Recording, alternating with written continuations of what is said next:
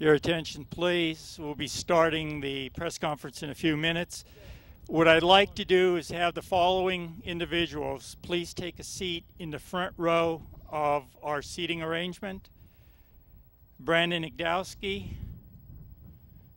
Randy Bernard, Mario Andretti, Ed Carpenter, Robert Phillips, Carl Wilgus, Bo Barfield, and Dr. Rose Mattioli.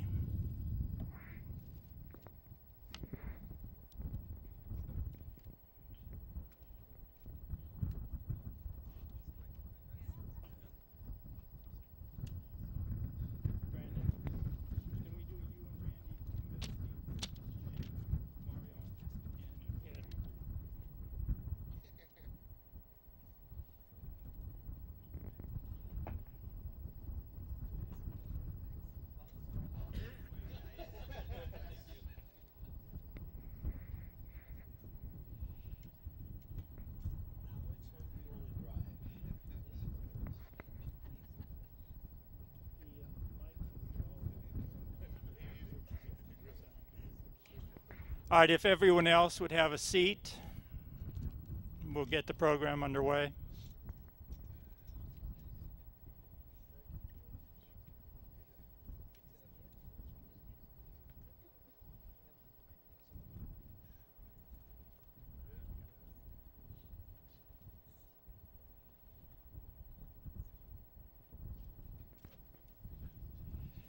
I'd like to thank everyone for coming out on this cold and blustery football weather type morning here at Pocono Raceway. Before we start the program, I'd like to acknowledge the presence of a very special lady, someone who, with her husband, Dr. Joseph Mattioli, founded Pocono Raceway and has nurtured the raceway for now 6 decades. Ladies and gentlemen, please have a nice round of applause for Dr. Rose Mattioli.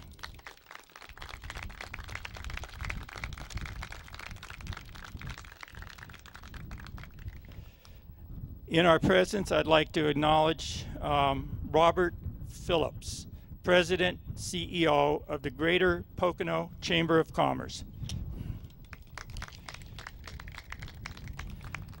Next, I'd like to bring Carl Wilgens, the President and CEO of the Pocono Mountain Visitor Bureau, to say a few words to our esteemed dignitaries and race fans. Thanks so very much, and I'm so excited to hear about the great events we have planned.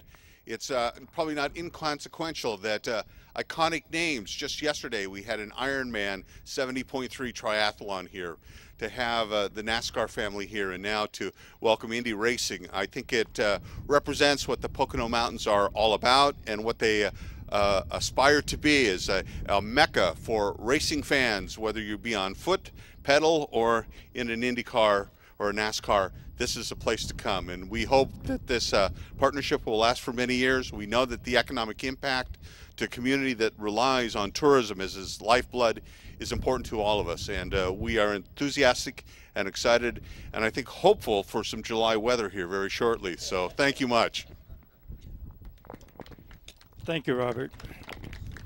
And now our featured speakers. First, I'd like to introduce Brandon Igdalsky, Pocono Raceway President and CEO. Brandon.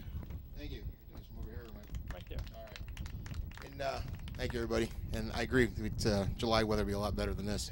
In 1971, my grandfather and my grandmother brought IndyCar here with the help of the Holman family and Tony Holman and all the great folks out in Indianapolis. And today, it's with great pleasure and tremendous honor that we officially welcome back the IZOD IndyCar Series to Pocono Raceway and the Tricky Triangle. As we always say in Pocono, we do have the best fans in all of motorsports, without a doubt. And this is because of them that we're all here today.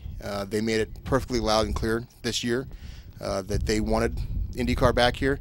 They let myself know, they let Randy know, they definitely let the drivers know. that they want to be back here, and we're truly honored to help them out and give the fans what they want. 40 years ago, most accomplished drivers in racing came to Pocono. Names like Unser, Mears, Rutherford, Sullivan, and Andretti. And on July 7th, 2013, a new generation of IndyCar elite will have their chance to make history. We again need to especially thank the Holman George family for all their support, as well as the tireless efforts of Randy Bernard and his amazing staff. We are eagerly looking forward to working with the entire IZOD family next year for the Pocono IndyCar 400 and many more years to come. It is now with a great privilege. I'd like to introduce a man that I've talked to, I think, a little bit more than my own wife lately. I'm going to turn the mic over to Randy and let him say a few words. I hope she doesn't get jealous. No, it's all right. Well, as Brandon said, first of all, Dr. Mattioli, thank you so much for allowing us to be here, and all of your family for their hard work at getting us here. I can tell you from our fan base, they're really excited to come back to Pocono after a 23-year absence. You know, when you look at this oval, as I flew in this morning, you look down on this tri-oval and you think, this is no ordinary oval. And the fact that there's a 14-degree corner here after Trenton, and there's a 9-degree after the Indianapolis Motor Speedway, and then you come over to this last corner and it's designed after Milwaukee, a 6-degree. I think that's what our fans want to see. They want to see the greatest drivers in the world come back where the greatest drivers in the world once competed. And I think that the fact that here we have in Pennsylvania, you have legends as Mario Andretti that live, and you have more ovals in Pennsylvania than any other state in the United States. I think that we're going to see a phenomenal attendance here, and I just can't thank Brandon and his family for allowing us to come back here this year. Randy, you had a quite busy evening last night. You were on Wind Tunnel announcing the schedule. In addition to the schedule, you announced a reprise of the Triple Crown. Could you explain a little bit about the Triple Crown? If you're going to bring history back, the one thing that the fans wanted to see was the Triple Crown. Ever since I started 3 years ago, that was one of the big things that they kept telling us. And so we're very proud to say that Indy 500, Pocono, and Fontana will all be part of the Triple Crown. If you win the Triple Crown, if one driver, Ed, pay attention here. If you win this, if you win all 3 races, you win $1 million, and if you win 2 out of 3, you win $250,000. Nice little bonus. You know, we're hoping that Pocono could really extend the Triple Crown into Fontana. So, Brandon and Randy, if you'd put your mics down, step to the front of the stage.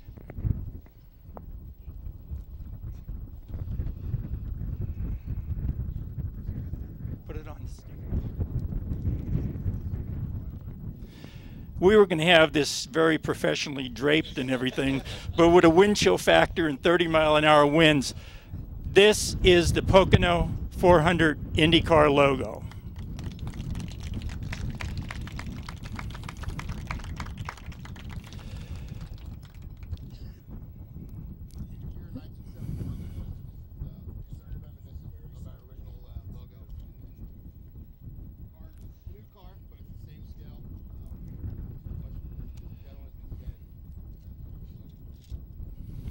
All right, there'll be photo opportunities with all 4 speakers and the logo and the cars shortly after our question and answer session.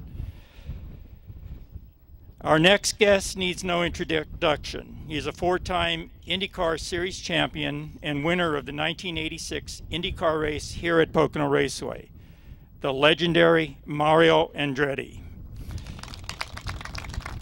Mario, could you give us your thoughts on the return of IndyCar racing to Pocono? Well, there's only one negative, that I'm too damn old to drive this thing now. I just wish that I could be competing next year. It was music to my ears when some of the noises, some of the rumors were beginning to fly around that we might be coming back, and I think I'd like to take a little bit of credit to for trying to fuel some of those rumors myself, because this facility means not only a great deal to me personally, as you could imagine, but also to the Northeast area fans that have been here. Like I said, from the beginning. We were here for, I don't know. I know I competed in this race 17 times, and we missed it. But now the fact that we're coming back, and you look at the facility, the way it is now, obviously the repaved and all the safety features here. I mean, it's second to none as far as an infrastructure, and again, I think this area is very fertile as far as the racing fan, the fans that we have in the Northeast, and I think now they'll have the opportunity to travel not too far, to see a first-class event. And so again, it's wonderful. I mean, I don't think wonderful really describes the feeling that I have for this race to come back. But I know that all the drivers, I guarantee you, the drivers will love this place. The challenges that it imposes are just second to none as far as the super speedway. And so again, I think nothing but good things ahead. Again, you said I wanted 1986, and tell you something on a personal level. That weekend, the Andretti family cleaned house. There were three drivers. There was son Michael, son Jeff driving. Jeff was driving the supporting races, like we have the Indy lights now, and he was on pole and won that race. Michael was on pole for the 500, and I won the 500, so we clean house. And so I'm going to be reminding Marco a little bit of that when that date rolls around, and I hope he can live up to what he's expected to. So anyway, it's wonderful to be here.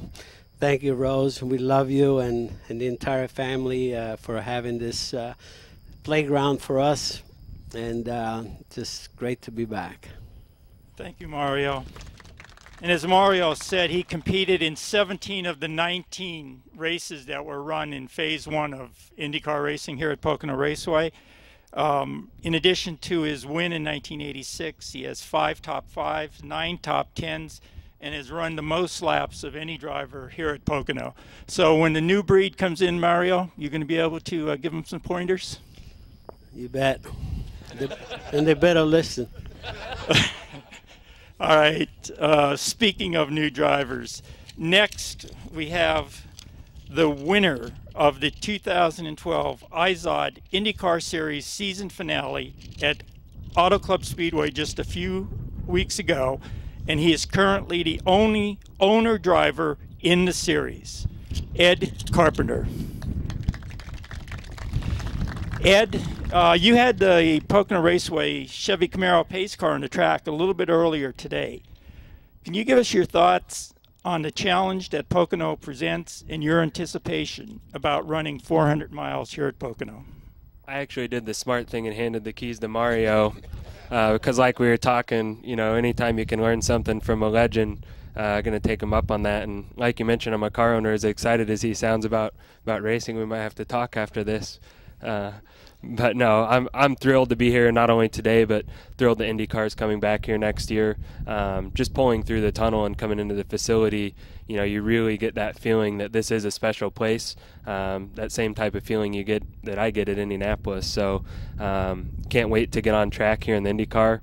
It definitely looks like a challenging place. The Tricky Triangle, I think, is the right nickname for it. Each corner offers something different, and as a driver, that's something that we love, that challenge. So I can't wait to get the IndyCar back out here, and I'll probably be asking Mario some more questions. All right, thank you, Ed. Before we get into our question and answer period, I'd like to introduce one more gentleman, Bo Barfield. Bo is IZOD IndyCar Series race director. Bo?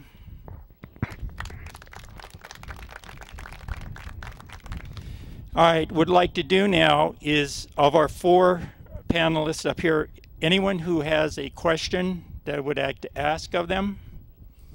I know it's very cold and everybody wants to get inside. Yes, sir.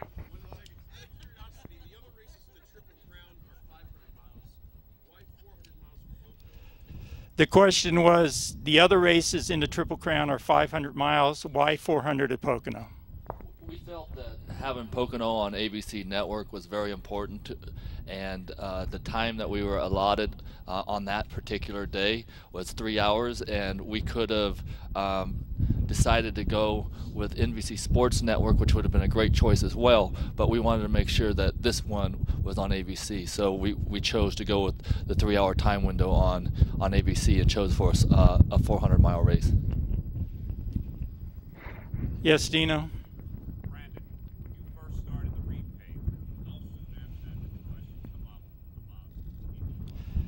The question was, Brandon, as soon as you finished the repave in the spring, how soon did the question about having Indy cars back come up? It had popped up a couple times when we first made the announcement, but it wasn't until over the winter that it really kind of built some steam. And then I happened to be in Florida and went to the St. Petersburg race just to meet Randy and I mean, literally not even really talk about racing, but from that point it just exploded from there. Any other questions? Yes, Paul. For either Randy or Brandon, was there an Indy car, an actual race car, on the track at all before the announcement? The question was from Paul Reinhardt, morning call. Was there any Indy cars on the track before it was repaved or after it's been repaved? The two that are sitting right in front of you right now. I know there was a question earlier about tickets. Tickets went on sale at 10 o'clock this morning, and my ticket office staff has already told me they've already sold a bunch of tickets. So the fans are already speaking in numbers.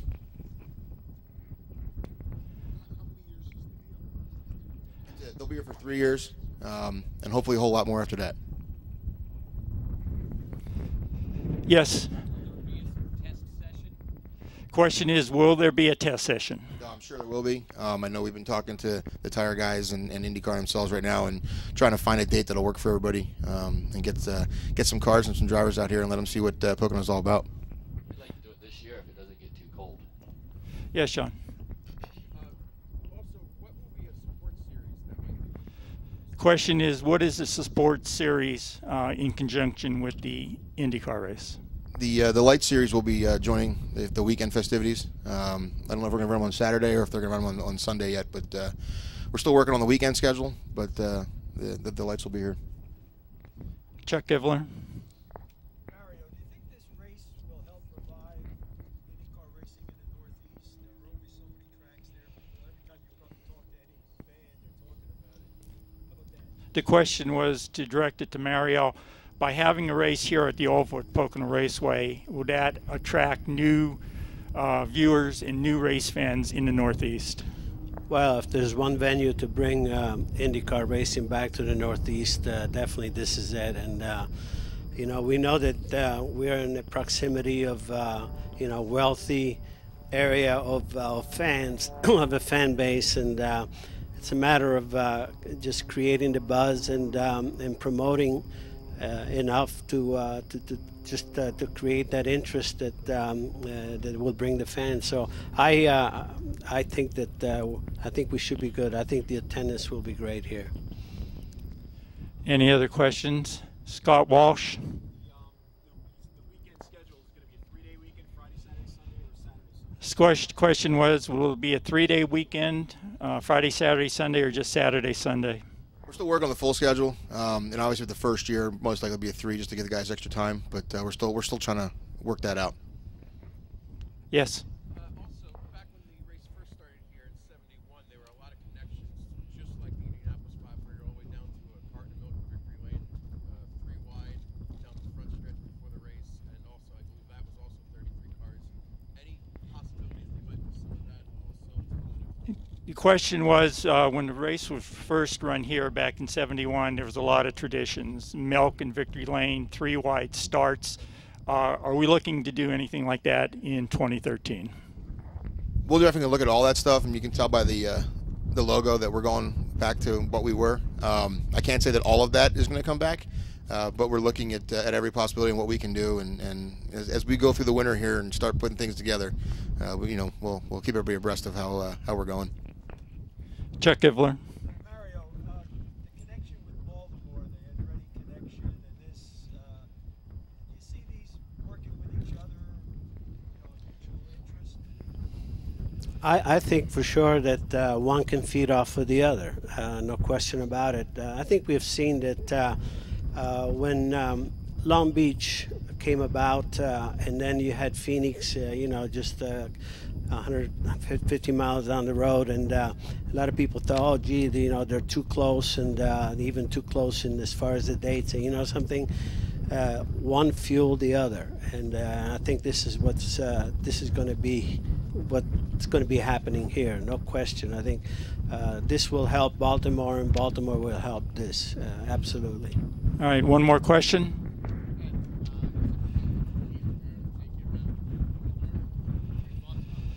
Question was that you handed the keys to the Camaro to Mario. What did you learn about going around the track?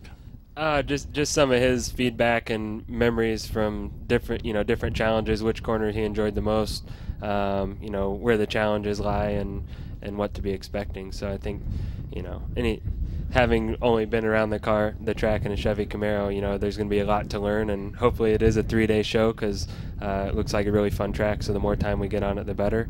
But I'm not done talking to him yet. Did Mario say anything about the treacherous turn 4? No, but I did see the what turn 4 on the wall, and I thought I got a kick out of that. So what I'd like to do now is we're going to do some photo opportunities with the 4 gentlemen here at the stage and Dr. Rose Mattioli by the IZOD show car, and the car to your left is the 1978 Triple Crown winning car of Al Unser. It was brought in last night from the Indianapolis Motor Speedway Museum, and we thank them very much for bringing it in. We'll do a photo op, and then after that we're going to go into the media center, warm up a little bit, and there'll be one-on-one questions with all 4 gentlemen. Thank you very much.